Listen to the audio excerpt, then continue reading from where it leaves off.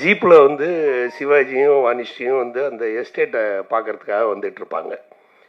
சிவாஜி ஓட்டிகிட்டே வருவார். அப்போ தான் அவங்களுடைய காதல் அரும்பிட்டு இருக்கிற அந்த காலம். அந்த புடவை பறந்து வந்து சிவாஜி சார் மேலே படும். இவங்க டக்குன்னு பார்த்துட்டு வாணிஸ்ரீயமாக அதை இழுத்துக்குவாங்க புடவையை. உடனே சிவாஜி சார் அப்படி பார்த்துட்டு சைடில் பார்த்துக்கிட்டே சொல்லுவார், பறக்கிறது எதையும் தடுக்கக்கூடாதுன்னு சொல்லுவாங்க அப்படின்னு. அதுக்கு அந்த அம்மா சொல்லுவாங்க, அதிகமாக பறக்க விடவும் கூடாதுன்னு சொல்லுவாங்கன்னு.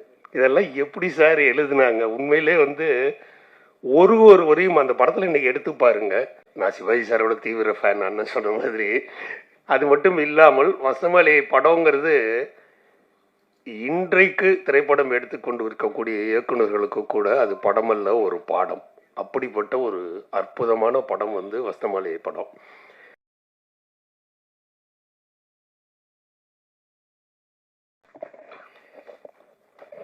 பத்திரிகை நண்பர்களுக்கும் ஊடக நண்பர்களுக்கும் கலை ரசிகர்களுக்கும் மேடையில் வீற்றிருக்கிற பெரியவர்களுக்கும் முதற்கண் எனது நன்றி கலந்த வணக்கங்களை தெரிவித்துக் கொள்கின்றேன். அண்ணா, எவ்வளோ நேரம் பேசணும்? வசமலையை பற்றி நிறையா பேசலாம். அது நீங்கள் 1 ஹவர் பேச போகிறது நம்ம சித்ராலட்சுமன் அண்ணன். ஆமாம், அதனால் அவருக்கு தண்டனை 1 ஹவர் பேசணும்னு. வசமலையை பற்றி நிறையா பேசலாம். நீங்கள் 33 நிமிஷம் பாட்டு போனதுன்னு சொன்னீங்க. 33 நிமிஷம் பார்த்த மாதிரியே தெரியல. மறுபடியும் நான் ஒன்ஸ் மோர் கத்துனேன், அது கேட்கல வெளியில். அந்த மயக்கம் என்ன பாட்டு வந்தப்ப அதாவது அது தேட்டர்லேயே போன தடவை வசனமாளிகை வந்தப்போ தேட்டரில் போய் அந்த படத்தை பார்த்தோம். அப்போ வந்து எல்லாரும் இதுக்கு ஒன்ஸ் மோர் கத்தணும்னு நினச்சிட்டு இருந்த பாட்டு ஒரு கிண்ணத்தை ஏந்துகிறேன். நம்ம கத்தவே விடல தேட்டரில். அந்த பாட்டு முடிஞ்சோடனே மறுபடியும் அந்த பாட்டு ஸ்டார்ட் ஆகுது. தேட்டர்லேயே ஜாயின் பண்ணி வச்சுட்டான், ரசிகர்களை பற்றி நல்லா தெரிஞ்சு. அற்புதமான ஒரு படம் வசந்தமாளிகை படம். அந்த வசந்தமாளிகை படத்தை வந்து நான் வாழ்க்கையில் அதிகமாக பார்த்த படங்களில் அதுவும் ஒன்று. நான் சிவாஜி சாரோட தீவிர ஃபேன் அண்ணன் சொன்ன மாதிரி. அது மட்டும் இல்லாமல் வசந்தமாளிகை படங்கிறது இன்றைக்கு திரைப்படம் எடுத்துக்கொண்டு இருக்கக்கூடிய இயக்குநர்களுக்கு கூட அது படமல்ல, ஒரு பாடம். அப்படிப்பட்ட ஒரு அற்புதமான படம் வந்து வசந்தமாளிகை படம்.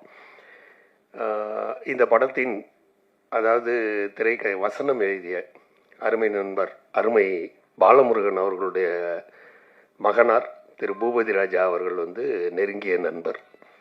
சாரோட மச்சாங்க கூட இப்போ வந்திருக்காங்க, குமணன் சார். என்னென்னா, அந்த படத்தை பற்றி சொல்லும்போது ஒரு அற்புதமான ஒரு விஷயம் சொன்னார். நான் சொன்னேன், சார் நான் இதை மேடையில் சொல்லட்டுமா சார் அப்படின்னு. சாங்ஷன்ட் அப்படின்னாரு மத்தியானம் பேசும்போது. அண்ணனுக்கெலாம் தெரியும், நம்ம உமா இவருக்கெல்லாம் தெரியும், சாருக்கெல்லாம் குகநாதன் சாருக்கெல்லாம் இந்த விஷயம் தெரிஞ்சிருக்கும்.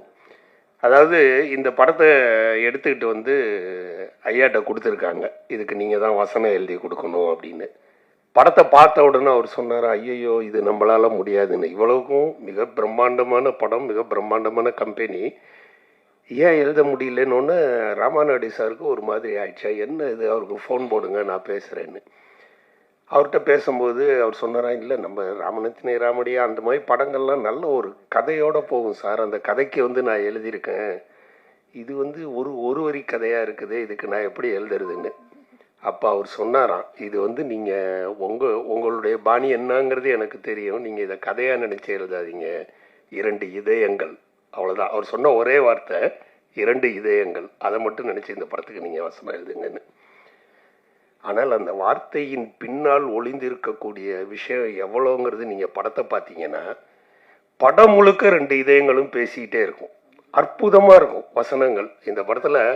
அந்த ஒரு பாட்டு முடிஞ்சோடனே அடுத்த டைலாக் நம்ம வாய்க்கு வருது.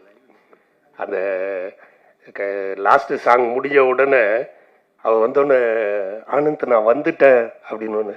நீ வந்துட்ட, நான் போய்கிட்டே இருக்கேன், நீ விஷத்தை தானே குடிக்க வேண்டான்னு சொன்ன, விஸ்கியை குடிக்க வேண்டான்னு சொன்ன, விஷத்தை குடிக்க வேண்டான்னு சொல்லேன்னு. அதே மாதிரி ரொம்ப அற்புதமான டைலாக். அதாவது வசனமாளிகையை பற்றி என்கிட்ட நிறைய பேர் பேசும்போது சொல்லுங்க, நீங்கள் என்ன சார் பைத்தியம் மட்டும் அந்த படத்தை பற்றி பேசுகிறீங்க, இத்தனை வருஷம் ஆச்சு பழைய படத்தை.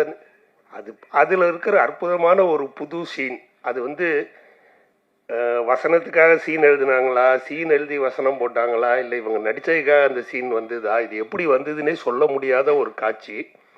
ஏன்னா மேடையில் இருக்குங்க அத்தனை பேரும் கிரியேட்டர்ஸ், இவங்களுக்கு நல்லா அந்த காட்சியை உணர முடியும்.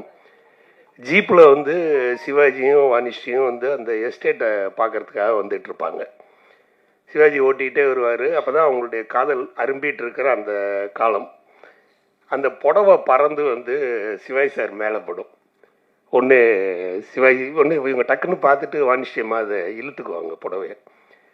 ஒன்றே சிவாஜி சார் அப்படி பார்த்துட்டு சைடில் பார்த்துக்கிட்டே சொல்லுவார், பறக்கிறது எதையும் தடுக்கக்கூடாதுன்னு சொல்லுவாங்க அப்படின்னு. அதுக்கு அந்த அம்மா சொல்லுவாங்க, அதிகமாக பறக்க விடவும் கூடாதுன்னு சொல்லுவாங்கன்னு. இதெல்லாம் எப்படி சார் எழுதுனாங்க? உண்மையிலே வந்து ஒரு வரியும் அந்த படத்தில் இன்றைக்கி எடுத்து பாருங்க, ஒரு வரியும்.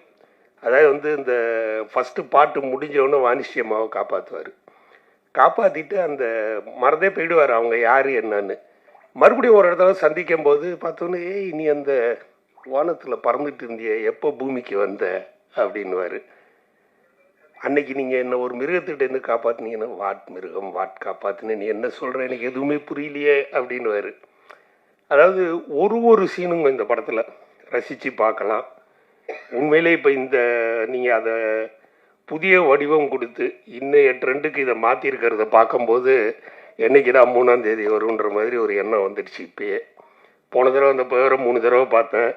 இப்போ நீங்கள் பண்ணியிருக்க ஸ்டைலுக்கு இன்னொரு 3 தடவை அந்த படத்தை பார்த்தே ஆகணும். இது என்னை பொறுத்த வரைக்கும் இன்றைக்கும் இப்போ இந்த பாட்டு போட்டிங்கல்ல, மறுபடியும் ஒரு தடவை 33 நிமிஷம் ஓடினா கூட மறுபடியும் உட்காந்து பார்ப்பேன். அதுக்கப்புறம் இருக்குன்னு சொன்னால் கூட உட்காந்து பார்க்கலாம். அப்படி ஒரு படம் வசந்தமாளிகை. இது என்னுடைய எண்ணம் மட்டும் இல்லை. போன தடவை நான் தேட்டருக்கு போனப்போ பார்த்தா எத்தனை பேர் அந்த ஒரு கிண்ணத்தை என்றுகிறேன்ல வந்து நிற்பார். அப்படி வரும் சட்டங்கள் தர்மங்கள் ஏதும் இல்லை, இந்த சக்கரம் சுத்துதடா அதில் நான் சக்கரை, அந்த ஸ்டில்லு அந்த போஸ்ட்டு. இன்றைக்கி சிவாஜி சார்னா ஃபஸ்ட்டு நாம வர ஸ்டில்லு இதுதான். அதே மாதிரி இந்த படத்தில் பார்த்தீங்கன்னா கேமரா ஒர்க், அற்புதமான ஒரு கேமரா ஒர்க். எனக்கு கேமராமேன் யாருன்னு நான் பார்க்கல, வின்சென்ட் கேட்க வேண்டாம். அப்புறம் என்ன அற்புதமான ஒர்க். அந்த ஷாட்டுக்கு பார்த்தீங்கன்னா நீங்கள் லோ ஆங்கிள்னு வச்சுருப்பாங்க. இன்னைய படங்களில் நம்ம பண்ணுற விஷயங்கள் இதெல்லாம் நம்ம கற்றுக்கிட்டு பண்ணுறோம். அவங்கள பார்த்துட்டு அவங்க எப்படி தான் இதெல்லாம் யோசித்து செஞ்சாங்கன்னே தெரில. அப்படி ஒரு எல்லாமேங்க இந்த படத்தை பொறுத்த வரைக்கும் சிவாஜி சார், வாணிஸ்ரீ, இசை, கண்ணதாசன் சார், கதை, அதுக்கு போட்டிருக்க செட்டு. இப்போ நம்ம சௌந்தரன் என்கிட்ட கேட்டார், இதெல்லாம் என்னங்க ஒரிஜினல் வீடா இல்லை செட்டான்னு, இப்படி ஒரு செட்டு போட்டிருக்காங்களேன்னு. ஒன்றும் கலைமகள் கைப்பொருளே எனக்கு சொல்ல தெரியல. அந்த பாட்டெல்லாம் வந்து சிவாஜி சாருக்குன்னே எழுதுனதா இல்லை வாணிஸ்ரீமா சொல்லும் போது ஒரு வரியிலும் அந்த பாடலை மறுபடியும் ஒரு அப்போ அந்த படம் பார்க்கும்போது எங்களுக்கு அந்த பாட்டு பிடிக்காது, வசந்தமாளியை பார்க்கும்போது. ஏன்னா அது வந்து என்னமோ ஒரு டல்லான சாங், அது மட்டும்தான் அந்த படத்துலன்னு. இப்போ பார்க்கும்போது எப்பட்றா இப்படி ஒரு பாட்டை எழுதி இதில் வந்து இப்படி ஒரு கதையே சொல்லி, நான் யார் உன்னை மீட்ட வரும் நன்மைக்கும் தீமைக்கும் வழிகாட்டன்னு. அந்த பாட்டு முடிஞ்சோன்னு ஒரு அற்புதமான சீன் வரும். கொண்டுட்டு வந்து பணத்தை ஒரு சைடு வச்சுட்டு இந்த சைடு வந்து இவங்க ராஜினாமா கடிதத்தை வைப்பாங்க வாணிஸ்ரீ அம்மா. உடனே சிவாஜி சார் பார்த்துட்டு, ஒன்று உன்னோட அகம்பாவம், ஒன்று என்னோட அதிகாரம்னுவார். இதுக்கு மேலே என்ன சொல்ல முடியும்? படத்தையே அங்கே டோட்டலாக முடிச்சுட்டாங்க. ஒன்று உன்னோட அகம்பாவம் நீ வச்சது, பணம் வந்து இது என்னோட அதிகாரம். உண்மையிலே பாலமுருகன் சார்லாம் யோசித்து பார்க்க முடியல எப்படி தான் எழுதுனாங்கன்னு. அவங்களுக்கெல்லாம் வந்து என்ன சொல்கிறது, நான் தான் சொல்கிறேன்னே, என்னை பொறுத்த வரைக்கும் இன்றைக்கும் இந்த படம் எனக்கு ஒரு பாடம். இன்றைக்கி வர யங்ஸ்டர்ஸ் இந்த படத்தை பார்க்கணும். ஒரு அனலைஸிங்கும் நீங்கள் பண்ணலாம். இந்த படத்தில் ஷார்ட் அனலைஸ் பண்ணலாம், இசையை அனலைஸ் பண்ணலாம், நடிப்பை அனலைஸ் பண்ணலாம். நடிப்பு நம்ம சொல்ல வேண்டாம். சிவாஜி சார் அதாவது வந்து அவர் எப்படி அந்த கண்ணில் வந்து எங்கிருந்து சொந்தம் வந்தது, இந்த எங்கிருந்து நெஞ்சு வந்தது ஒரே ஷாட்டு. ஆனால் ரெண்டையும் காட்டுவார் கண்ணில். எங்கிருந்து சொந்தம் வந்ததுங்கும் போது அந்த சாஃப்டாக காட்டுவார், எங்கிருந்து நஞ்சு வந்ததுங்கும் போது அந்த பார்வையிலே ஒரு கேள்வி கேட்பார், எங்கிருந்து இந்த நஞ்சு வந்ததுன்னு. அதனால் சிவாஜி சார்லாம் நான் அணுவாக ரசித்து பார்த்தேன். அது இந்த படத்தில் கேட்கவே வேண்டாம். உண்மையிலேயே உங்களுடைய இந்த முயற்சி ஒரு அதாவது ஒரு கலைஞருக்கு கிடைக்கின்ற ஒரு பெரிய வாழ்த்து. அதாவது 50 வருடங்களுக்கு பிறகு ஒரு படம் இன்றைக்கும் வந்து நிலைச்சி நிற்கிது. அதை நீங்கள் இந்தளவு முயற்சிகள் எடுத்து மிகப்பெரிய முறையிலே வெளியே கொண்டு வந்திருக்கின்றீர்கள். இந்த முயற்சிக்கு என்னுடைய மனமார்ந்த பாராட்டுதல்கள். நிச்சயமாக இந்த படம் வசந்தமாளிகையை பற்றி நீங்கள் கவலையே பட வேண்டாம். நீங்கள் எத்தனை தடவை போட்டாலும் அந்த படம் அதற்குரிய கலெக்ஷனை அது கலெக்ட் பண்ணி உங்களுக்கு கொடுத்துக்கிட்டே இருக்கும். நிச்சயமாக இந்த முறை அது அதிகமாகவே செய்யும். ஏன்னா நீங்கள் பண்ணியிருக்க அந்த புதுமைகள் படம் மாபெரும் வெற்றியடைய என்னுடைய வாழ்த்துக்களை கூறி, இந்த வசந்தமாளிகையை பற்றி ஒரே ஒரு விஷயம் என்கிட்ட ஒரு ஃப்ரெண்டு கேட்டார். வசந்தமாளிகையை பார்த்துட்டு ரொம்ப நாள் கழிச்சு, என்னையா நீ வசந்தமாளிகைன்றிய, இந்த வசந்தமாளிகையை பார்த்த பிறகு உனக்கு என்ன தோணுது, மறுபடியும் லவ் பண்ணணும்னு தோணுது அப்படின்னு. அதுதான் வசந்தமாளிகை. நன்றி.